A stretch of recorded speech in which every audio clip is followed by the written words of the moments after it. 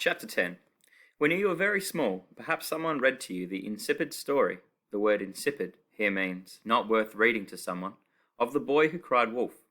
A very dull boy, you may remember, cried wolf, when there was no wolf, and the gullible villagers ran to rescue him, only to find the whole thing was a joke.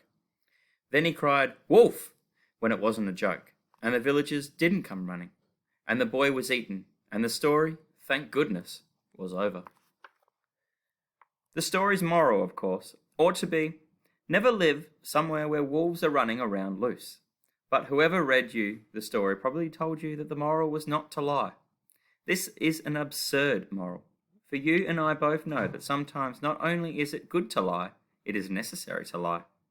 For example, it was perfectly appropriate, after Violet left the reptile room, for Sunny to crawl over to the cage that held the incredibly deadly viper, unlatch the cage, and begin screaming as loudly as she could, even though nothing was really wrong.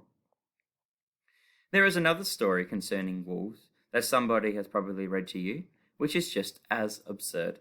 I am talking about Little Red Riding Hood, an extremely unpleasant little girl who, like the boy who cried wolf, insisted on intruding on the territory of dangerous animals.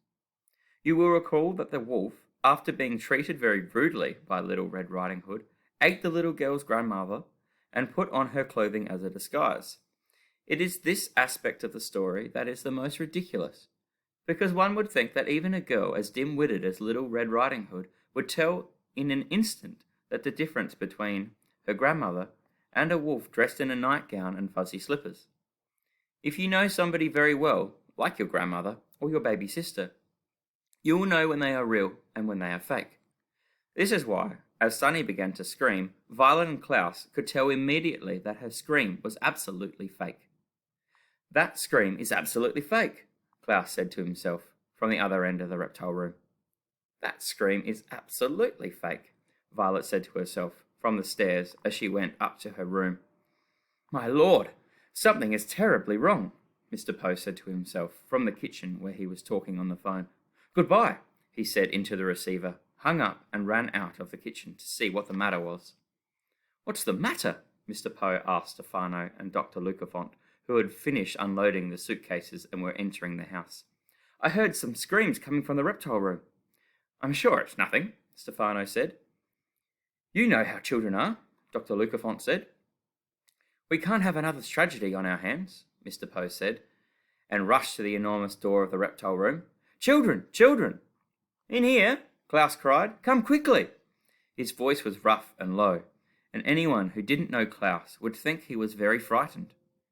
If you did know Klaus, however, you would know that when he was very frightened his voice became tense and squeaky, as it did when he discovered Uncle Monty's body. His voice became rough and low when he was trying not to laugh. It is a very good thing that Klaus managed not to laugh as Mr. Poe, Stefano, and Dr. Lucafont came into the reptile room. It would have spoiled everything. Sunny was lying down on the marble floor, her tiny arms and legs waving wildly as if she were trying to swim. Her facial expression was what made Klaus want to chuckle. Sunny's mouth was wide open, showing her 4 sharp teeth, and her eyes were blinking rapidly. She was trying to appear to be very frightened, and if you didn't know Sunny, it would have seemed genuine. But Klaus did know Sunny, and knew that when she was very frightened, her face grew all puckered and silent, as it did when Stefano had threatened to cut off one of her toes. To anyone but Klaus, Sunny looked as if she was very frightened, particularly because of who she was with. For wrapped around Sunny's small body was a snake, as dark as a coal mine and as thick as a sewer pipe. It was looking at Sunny with shiny green eyes, and its mouth was open as if it were about to bite her. "The incredibly deadly viper!" Klaus cried. "It's going to bite her!" Klaus screamed, and Sunny opened her mouth and eyes even wider to seem even more scared. Dr. Lucafont's mouth opened too, and Klaus saw him start to say something, but he was unable to find words. Stefano, who of course could have not cared less about Sunny's well-being, at least looked surprised, but it was Mr. Pooh who absolutely panicked. There are 2 basic types of panicking. standing still and not saying a word, and leaping all over the place, babbling anything that comes into your head. Mr. Poe was the leaping and babbling kind. Klaus and Sonny had never seen the banker move so quickly or talk in such a high-pitched voice. "Goodness!" he cried. "Golly! Good God! Blessed Allah! Zeus and Hera! Mary and Joseph! Nathaniel Hawthorne! Don't touch her! Grab her! Move closer! Run away! Don't move! Kill the snake! Leave it alone! Give her some room! Don't let it bite her! Lure the snake away! Here, Snakey! Here, Snakey, Snakey!" The incredibly deadly viper listened patiently to Mr. Poe's speech, never taking its eyes off of Sonny, and when Mr. Poe paused to cough into his handkerchief, it leaned over and bit Sonny on the chin, right where it had bitten her when the two friends had first met. Klaus tried not to grin, but Dr. Lucafont gasped. Stefano stared, and Mr. Poe began leaping and babbling again. "It's bitten her!" he cried. "It bit her! It bited her! Calm down! Get moving! Call an ambulance! Call the police! Call a scientist! Call my wife! This is terrible! This is awful! This is ghastly! This is phantasmagorical! This is nothing to worry about," Stefano interrupted smoothly. "What do you mean, nothing to worry about?" Mr. Poe asked incredulously. "Sonny was just bitten by... What's the name of the snake, Klaus?" "The incredibly deadly viper," Klaus answered promptly. "The incredibly deadly viper," Mr. Poe repeated, pointing to the snake, as it held on to Sonny's chin with its teeth. Sonny gave another fake shriek of fear. "How can you say it's nothing to worry about?" "Because the incredibly deadly viper is completely harmless," Stefano said. "Calm yourself, Poe. The snake's name is a misnomer that Dr. Montgomery created for his own amusement." "Are you sure?" Mr. Poe asked. His voice got a little lower, and he moved a bit slowly as he began to calm down.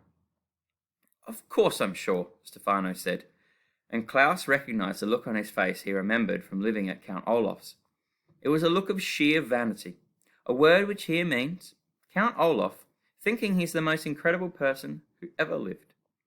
When the Baudelaire orphans had been under Olaf's care, he often acted this way, always happy to show off his skills, whether he was on stage with his atrocious theatre company or up in his tower room making nasty plans.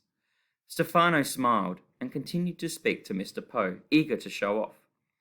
"The snake is perfectly harmless, friendly even. I read up on the incredibly deadly viper and many other snakes in the library section of the reptile room, as well as Dr. Montgomery's private papers." Dr. Lucafont cleared his throat. "Boss," he said. "Don't interrupt me, Dr. Lucafont," Stefano said. "I studied books on all the major species. I looked carefully at sketches and charts. I took careful notes and looked them over each night before I went to sleep. If I may say so myself, I consider myself to be quite the expert on snakes." "Aha!" Sonny cried, disentangling herself from the incredibly deadly viper. "Sonny, you're unharmed," Mr. Poe cried. "Aha!" Sonny cried again, pointing at Stefano. The incredibly deadly viper blinked its green eyes triumphantly. Mr. Poe looked at Klaus, puzzled. "What does your sister mean by aha?" he asked. Klaus sighed. He felt sometimes as if he had spent half his life explaining things to Mr. Poe.